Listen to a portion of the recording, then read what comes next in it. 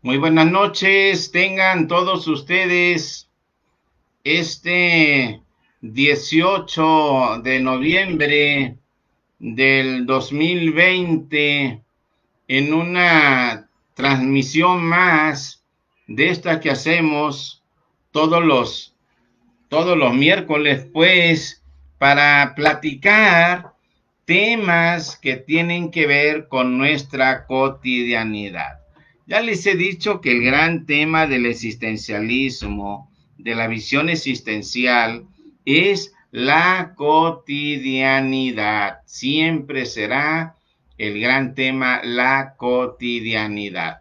Y desde ahí entonces bajamos los temas entonces que nosotros creamos necesarios, incluso los que ustedes aportan, pues para generar un punto de encuentro para discutir, desarrollar temas que al final de cuentas, pues lo que se busca es el bien común.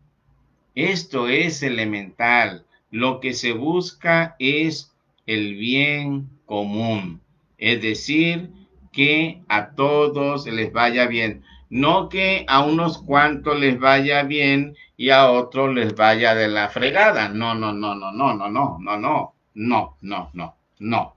Es que a todos les vaya bien. Esa es la idea, ¿sí? Entonces, tengo aquí cuatro propuestas de trabajo. Una de ellas es entonces la madre que embriaga al hijo. Está feo eso, ¿no? Pero bueno, ahí está como tema. Luego, el tema de establecer la diferencia entre sacrificio y esfuerzo, que también es un buen tema. No cabe duda que es un excelente tema. Y luego, tanatología. A ver, tanatología es un inmenso tema. Y lo que podemos ver, por ejemplo, es ciertas situaciones bajo la perspectiva de la tanatología, pero de la tanatología existencial. Entonces es un tema muy interesante, donde inmediatamente surge el paradigma de la dignidad de la persona humana, ¿sí? Que ese también es siempre en el tema de tanatología no se puede avanzar sin el tema de la como les digo, sin el tema de la dignidad de la persona humana, ¿sí? Eh, el dignidad de la persona humana. Hay un fenómeno que está dándose con la plataforma de que no está saliendo al aire, ¿sí? Tenemos un excelente internet y sin embargo no está saliendo al aire la transmisión. Entonces, yo voy a seguir dando el material porque resulta que sí se está grabando. Entonces, yo sigo con el material. Si en un momento dado sale al aire la transmisión, bueno, pues ya la disfrutarán, ¿sí? Eh, en el caso y un tema más, por cierto, un tema más, el nuevo rol de los padres en en la pandemia, ¿sí? Porque resulta que nosotros estábamos acostumbrados en una cotidianidad normalizada a cumplir ciertas funciones con nuestros hijos y ahora estos roles de los padres se han ampliado incluso como apoyo a la educación, sobre todo con los chiquitos, tanto los que son en preescolar, que van ahora ya de la edad de los 3 a los 6 años, y es el apoyo a los chicos de primero a tercer año de primaria, que son las áreas donde realmente tenemos que apoyarlos. Y eso no quiere decir que ya del cuarto año en adelante no, porque además hay que tenerle listos sus materiales, hay que estar revisando que todo se esté dando de manera adecuada ¿cómo les digo? En los materiales. Entonces nosotros tenemos que estar pendientes de esa cuestión.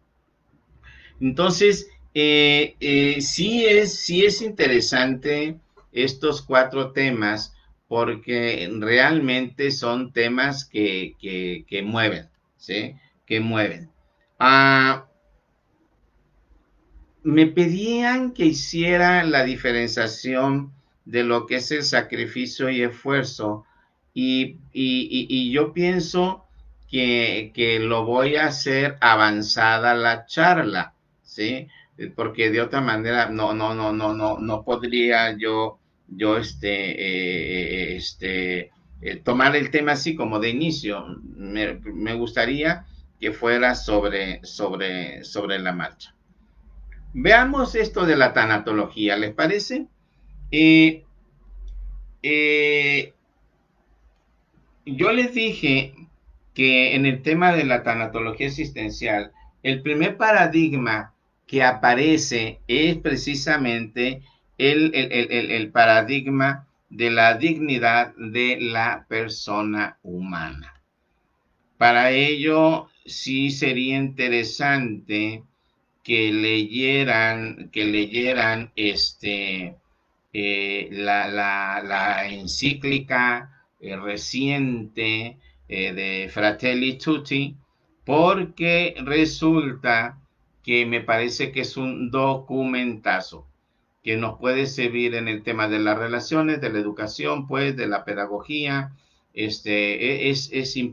Impacta en todos los ámbitos y bueno, pues ustedes la pueden conseguir en el internet, esta encíclica, y yo creo que es una maravilla, ¿no? Yo creo que deberían de leerla. Dignidad de la persona humana. El tema de persona humana o de la persona surge más o menos a principios del siglo XX, precisamente con Max Schiller, y a partir de ahí lo toma casi inmediatamente Edith Stein, y luego ya lo retoma Gabriel Marcel, Munier, Domínguez, toda una serie de filósofos y de filósofos actuales, pues bueno, el mismo Carlos Ostila, que también es filósofo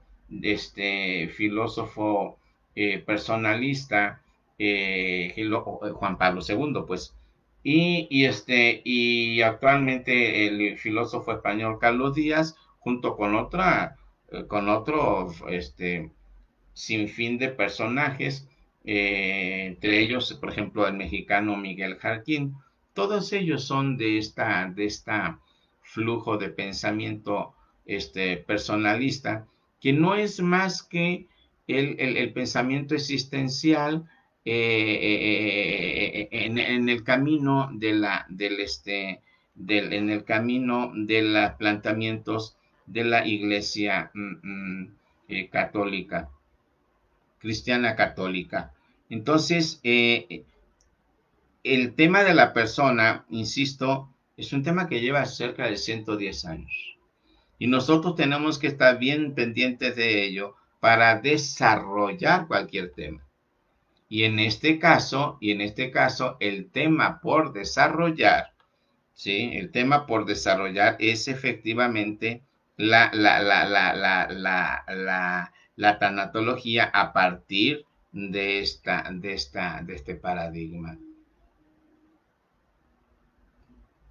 El proceso de envejecimiento en los humanos comienza el día que nacemos.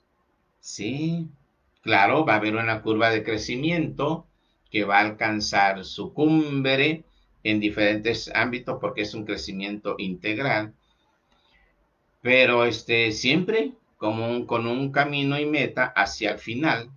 Y entonces nosotros tenemos que prepararnos, ¿sí? En ese camino hacia ese final, porque resulta que en la última época de nuestra vida se recalcitra nuestra personalidad. Entonces nosotros tenemos que estar muy pendientes de lo que es nuestra personalidad y estar pendientes porque lo que hoy hacemos en términos de personalidad, de forma de conducirnos en la relación con los demás, se van a recrudecer, en rumbo a nuestro camino ya de los 65, 70 años y nosotros tenemos que ir viendo cómo entonces vamos preparando nuestros nuestros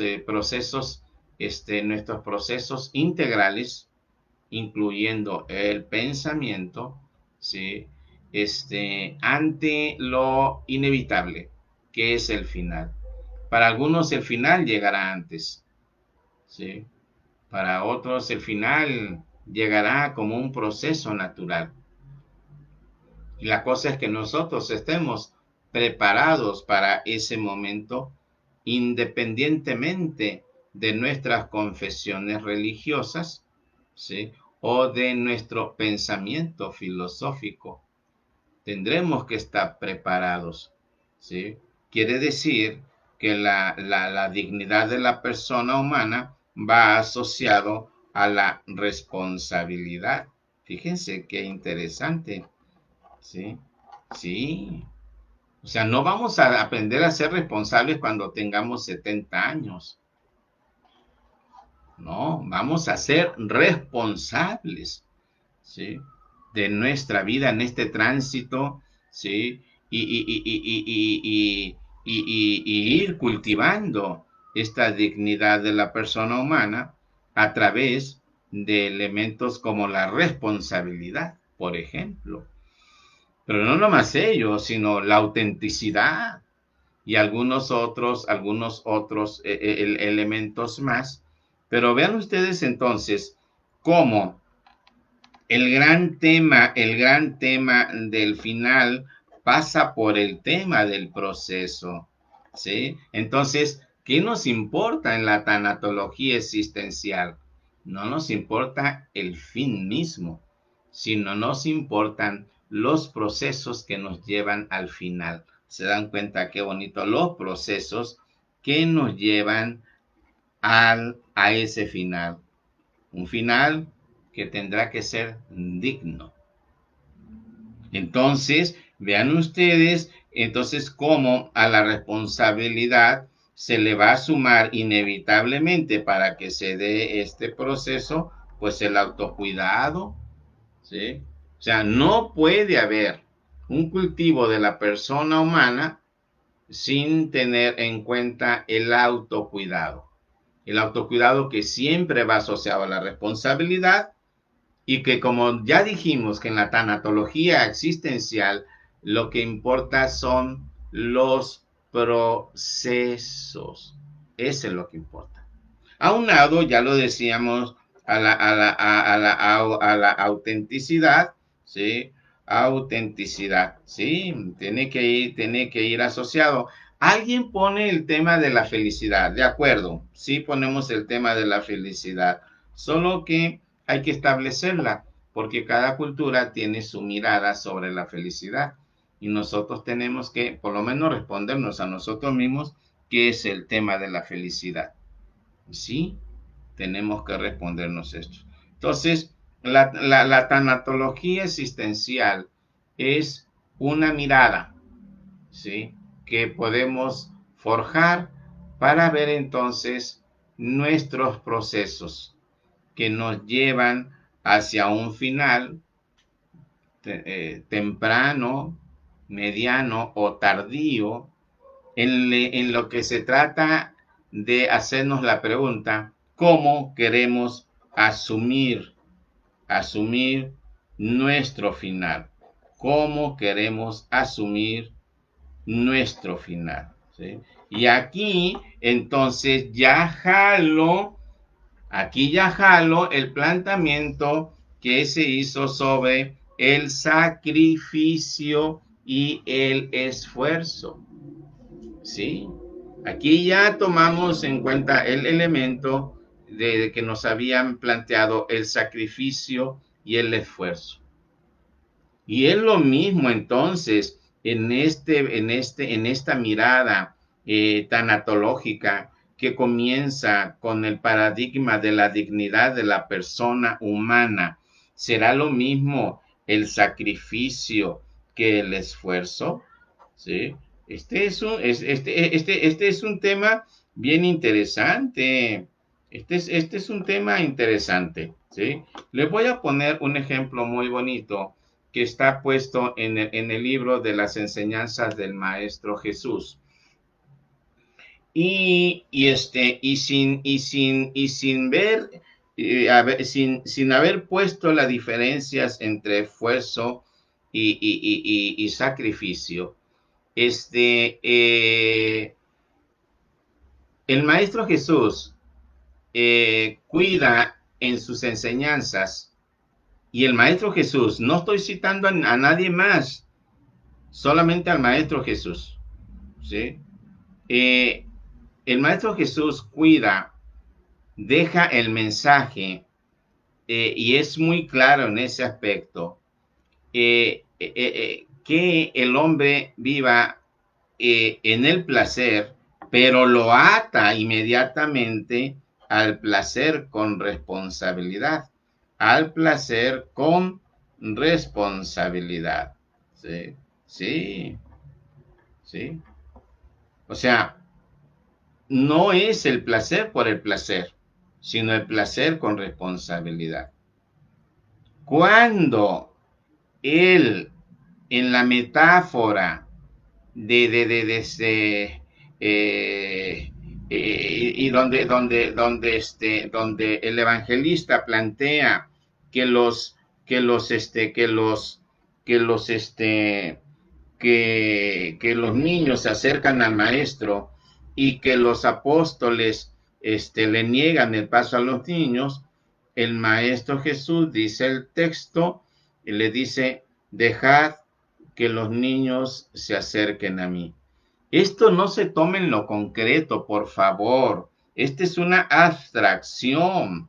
Esta es una hermosa abstracción que nos está planteando que nosotros, aunque tengamos un desarrollo humano maravilloso, empoderándonos en nuestro entorno de acuerdo a nuestras capacidades psicofísicas, ¿sí? De cualquier forma, mantengamos las características de un niño, que son en todo caso la inquietud, el juego, el placer mismo, la resolución de problemas, pero problemas que nos presenta la aventura. Vean ustedes qué maravilla lo que está planteando el maestro. Y eso lo tendremos que mantener. Ahora, una vez que yo les he planteado esto, ¿sí?, les pregunto, podemos hacer, podemos hacer una tarea física, si ustedes quieren, ¿sí? Podemos hacer una tarea que de verdad tiene que ser en el esfuerzo. Vean lo que estoy, la pregunta que estoy planteando. Lo que voy a hacer, ¿tengo realmente que hacerla en el esfuerzo? Porque si tengo las herramientas para hacerlo, pues solamente lo voy a hacer y no tengo que hacer el esfuerzo. Pero si nos pasamos al terreno deportivo, y si, como yo recuerdo que yo corrí pista 100 metros, y entonces, si yo voy a correr 100 metros, me preparo durante mucho tiempo, dándole poder a mis extremidades inferiores, dándole armonía a mi cuerpo, dándole un trabajo, un trabajo especial para que mi cuerpo me responda metabólica y bioquímicamente a mi práctica deportiva. Y entonces, yo me acuerdo que cuando corría los 100 metros en pista, había un momento en que yo sentía que iba flotando, ¿sí? Y no me sentía haciendo esfuerzo. Esfuerzo va a ser el que no se preparó, el que no se entrenó o que no tiene las herramientas. Entonces digo yo, ¿por qué tenemos que hacer esfuerzo para hacer algo si tenemos la preparación o en su caso las herramientas? Pero nosotros estamos intoxicados, contaminados con la palabra esfuerzo, ¿sí? Pero insisto, si tenemos la preparación y las herramientas, si tenemos la preparación y las herramientas, entonces podremos darle flujo a esa actividad. Insisto, yo cuando corría los 100 metros, ya cuando estaba bien entrenado, yo no sentía que estaba haciendo esfuerzo, me sentía flotando y dándole flujo porque se corre con zapatos de clavos. Y entonces yo nomás sentía que mis piernas iban jalando sobre la tartana, iban jalando, pero yo me sentía flotando y no estaba haciendo esfuerzo, ¿sí? Cuando luego jugué el tenis de mesa, que era muy rápido, muy violento, el juego que hacíamos nosotros, y que eran claves cruzados, primero a la izquierda y luego a la derecha, yo me acuerdo que con la preparación que tenía, yo lo estaba disfrutando. Yo estaba disfrutando el juego y no me representaba ningún esfuerzo porque estaba respondiendo a la preparación. Entonces, si no tienes preparación y si no tienes las herramientas adecuadas, entonces, o el proyecto adecuado, sumo la parte proyecto. Si no tienes el proyecto, la preparación o las herramientas, entonces sí te vas a ver envuelto en el esfuerzo. Entonces, te ves envuelto en el esfuerzo por deficiencia. Permíteme, por favor, te ves envuelto entonces en el esfuerzo por deficiencia. ¿Por qué no hiciste proyecto? ¿Por qué no te preparaste? ¿Y por qué no tuviste las herramientas adecuadas para resolver? Y entonces entramos en el terreno del esfuerzo. Pero si nos hemos preparado, entonces no habrá ningún problema para hacer aquello con la fluidez que esto implica. Pero si no lo has hecho, entonces entramos en el terreno del esfuerzo, ¿sí? Es decir, vas a hacer más que lo que tenías que hacer porque no te preparaste, ¿sí? Vean ustedes qué interesante. Pero entonces me pedían comparar esfuerzo con sacrificio, ¿sí? Miren, Si ya estamos emproblemados con el término esfuerzo, más emproblemados tendremos que estar con la palabra sacrificio, porque entonces el sacrificio es colgarle la medalla al que hace el esfuerzo, porque el que lo hizo en la fluidez, de acuerdo a nuestra cultura, pues no, pues sabrá Dios por qué lo hizo, pues no, pues sabe qué pasó, ha estado drogado, por eso corrió en joda. No, permíteme, lo hizo bajo proyecto, bajo preparación y con las herramientas adecuadas. Pero resulta que aquí cuelgan doble medalla, si se hizo con esfuerzo, y entonces el sacrificio es la medalla que se cuelga el que hizo el esfuerzo porque no tuvo proyecto, porque no se preparó y porque no tuvo las herramientas adecuadas. ¿Se dan cuenta qué bonito es esto? Pero ¿qué pasa? ¿A quién premia esta cultura? Esta cultura premia a los sacrificados. ¿Sí? No, es que es de flojera esto. Premia a los sacrificados. ¿Sí? Sí, premia a los sufridos. ¿Sí? Sí. Y nos concentramos en los sacrificados y nos concentramos en los sufridos. Porque entonces el sacrificio es la medalla que se cuelga el que tuvo que hacer esfuerzos, insisto, porque no tuvo proyecto, porque no se preparó y porque no tuvo las herramientas adecuadas para hacerlo. Espero que quede claro esa idea, porque entonces, pues, imagínense nomás, si esto lo sumamos a la dignidad de la persona humana, pues entonces esto no abona a la dignidad de la persona humana. No, no. Por eso el Maestro Jesús, ¿sí?, le saca entonces los demonios a una persona, porque no tiene que hacer el esfuerzo de tener que traer ahí un demonial que la gente trae en la vida. Y el Maestro Jesús dice, no, pues te saco los demonios porque no tienes por qué andar ni sufriendo ni sacrificándote. Entonces ya sin demonios fluyes. Pues el Maestro Jesús lo dijo, yo, qué carambas, ¿qué quieren que haga?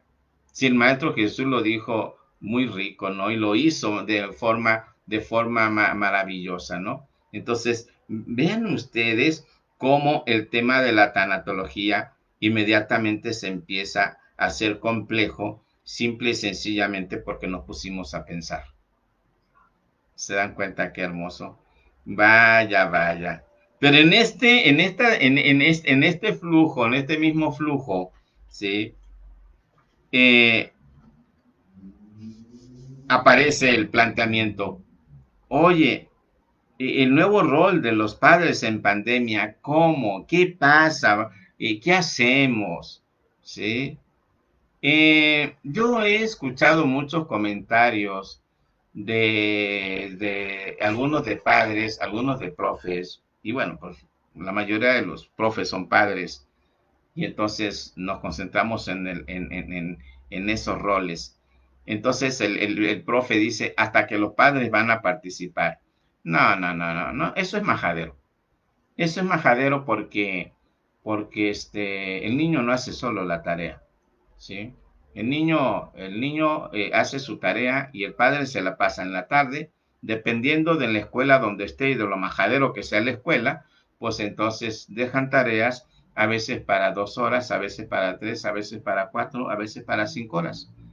Entonces, no me salgan con que el padre ahora sí está participando. No, no, no, no, no, no, no. El padre en lo general ha estado participando en la educación de su hijo, sobre todo haciendo las tareas que a veces son demasiadas, ¿no? A veces es demasiada tarea la que le dejan a los chiquitingos en tiempos normales. Entonces, como que no se vale que el profe diga que ahora sí el padre está cumpliendo su función.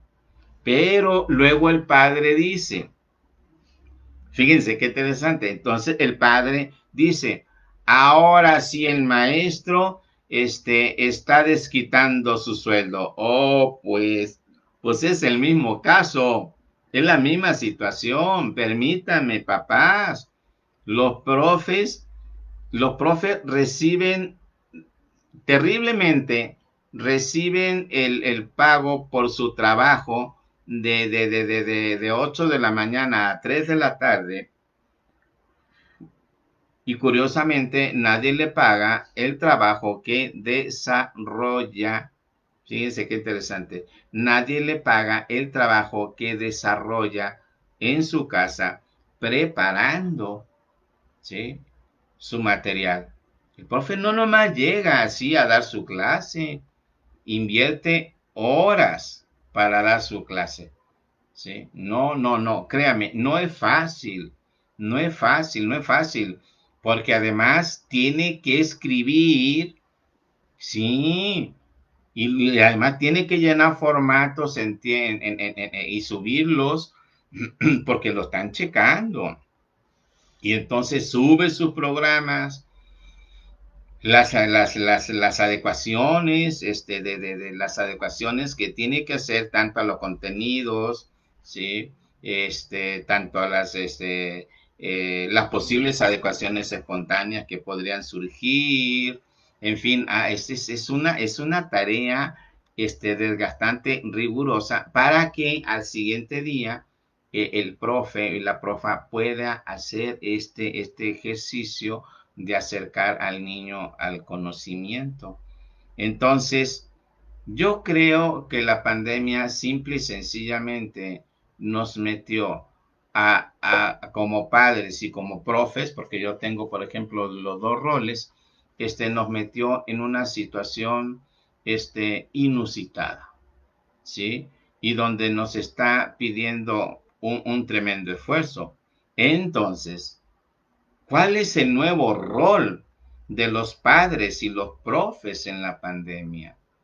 Porque entonces, y como esto se va a alargar hasta el junio del siguiente año o julio, entonces, bueno, ya saben que va a haber un repunte en los próximos mes y medio. Entonces resulta que tanto los padres como los profes tienen que hacer, ahora sí, adecuaciones personales, ¿sí? Adecuaciones personales para que cada uno cumpla su función, ¿sí? Que uno es educar y el otro es, a veces lo dividen en educación formal e informal. No, pues es que la educación que dan los padres no es informal. Las dos son formales, solo que tienen diferentes características. La educación en casa sí tiene sus contenidos temáticos y la educación del profe tiene sus propios contenidos. Sí, entonces, como papás sí sabemos que hay cosas que le tenemos que enseñar a los hijos. Por ejemplo, pues yo sabía que con el Víctor que tiene que hacer una actividad recreativa y una deportiva. La recreativa para que se mueva, la deportiva para que asimile que asimile reglas, que asimile procesos dentro de una actividad deportiva. Y entonces, pues yo le estuve intentando con diferentes deportes y le pegamos con la cuestión del básquetbol y él juega su básquetbol, ¿sí? Entonces, con la pelota adecuada a su edad, no el pelotón que nosotros usamos, y el aro a la altura de su edad. Esas se llaman adecuaciones. Tú vas a una escuela primaria y de kinder y el aro está allá. Dime cuándo un niño de kinder va a poder hacer un ensayo de básquetbol. Solo porque tomó el balón. Realmente no se debe hacer eso en el preescolar, pero ya hay niños que en el segundo año de primaria o tercero ya se interesan. Entonces, ¿qué tienen que hacer las escuelas? Pues las escuelas tienen que ser tableros que se muevan a la altura que requiere y de acuerdo al grupo que el maestro está atendiendo. Porque los niños, no, pues necesitan poner escalera para que encesten. Entonces, con Víctor hicimos eso y entonces él, casi todos los días juega un rato, hacemos el deporte. Ahorita ya empieza a asimilar un tanto las reglas, participa Francis conmigo, los tres hacemos la jugada, ¿no? Pero les estoy hablando de una de tantas actividades que sí son tan formales como las de la escuela. Entonces, tan poderado deberá ser el trabajo que hacen los padres como el que hacen los profes. Y la pandemia solamente nos llevó a que nosotros tengamos que hacer adecuaciones. Le pongo un ejemplo. Le pongo un ejemplo de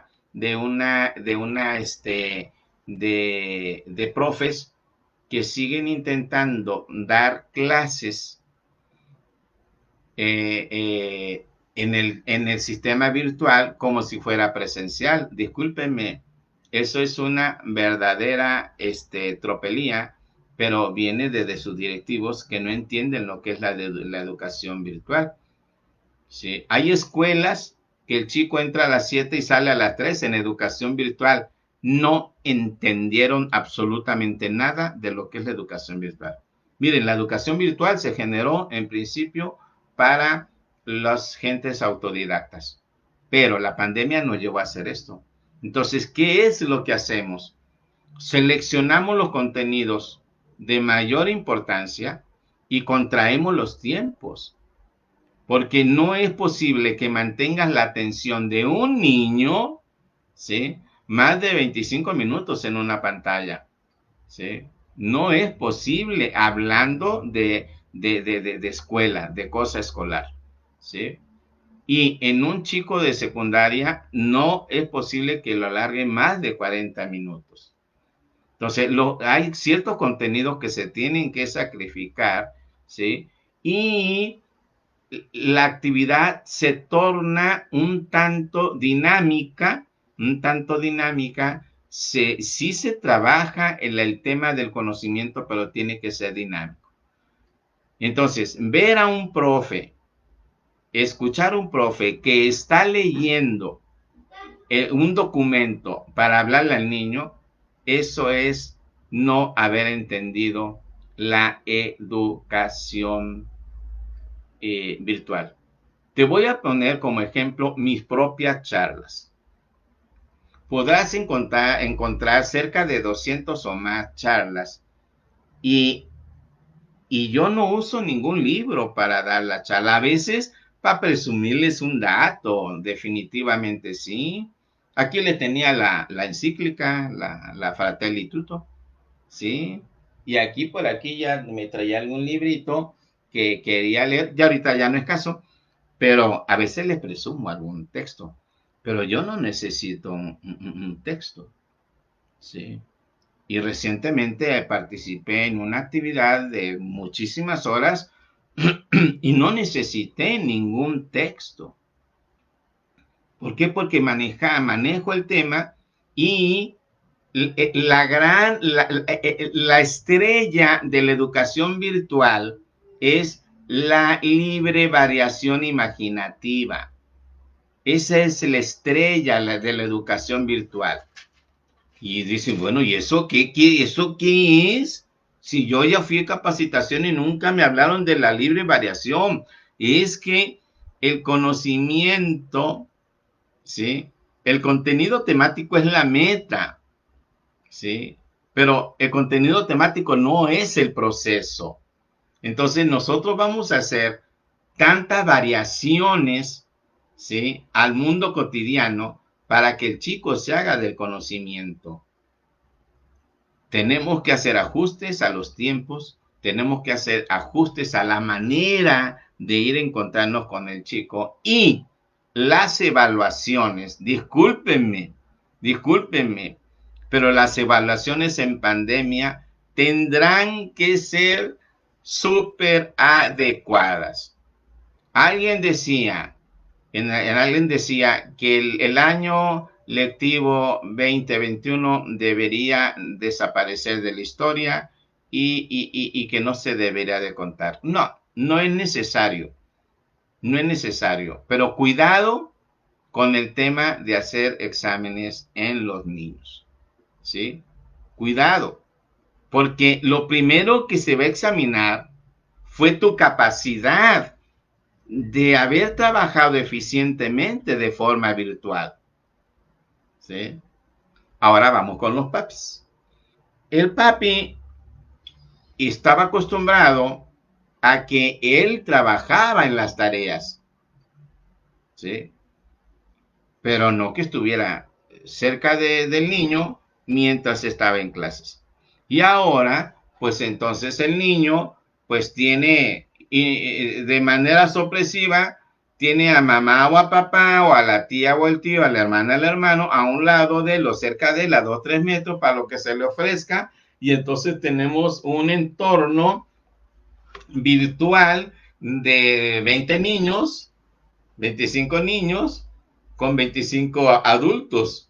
Entonces, esto es bien interesante, porque entonces el papá o el tutor, el que sea, de una manera sorprendente se vio envuelto en una situación donde dejó de hacer lo que estaba acostumbrado o acostumbrada para ser un tutor acompañante y apoyo para el profe. ¿Se dan cuenta qué bonito? ¿Sí? Entonces, esto es maravilloso. Ahora, dejemos el tema de los padres, de la educación virtual y la participación de los padres y los profes para pasarme a la mera cotidianidad de los padres con los chicos. Porque a final de cuentas eso fue lo que se planteó. ¿Sí? Esa es la demanda, ¿no? Entonces, en esta demanda, ¿qué hacer? ¿Qué hacer con nuestros hijos? Porque antes convivíamos por 2 horas diarias con nuestros hijos. Pero ahora no, ahora estamos 24 por 24 como los médicos internos en fin de semana, ¿no? Entonces, estamos de manera constante y entonces nosotros tenemos que inventarnos realmente hacer adecuaciones, ajustes que permitan primero que el niño esté con su papi, que el niño esté con su mami, que el niño esté un rato con sus hermanos, pero también necesita tiempo de intimidad. ¿Sí?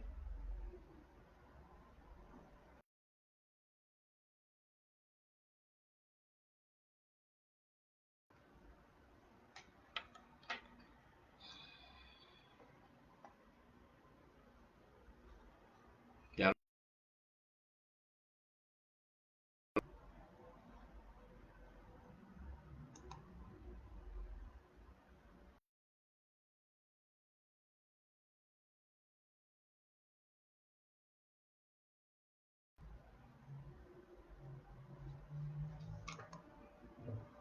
Y realmente lo paró. O sea, ¿sabes cuánto hay de internet? 37 con 70 de salida. Entonces el problema fue la plataforma.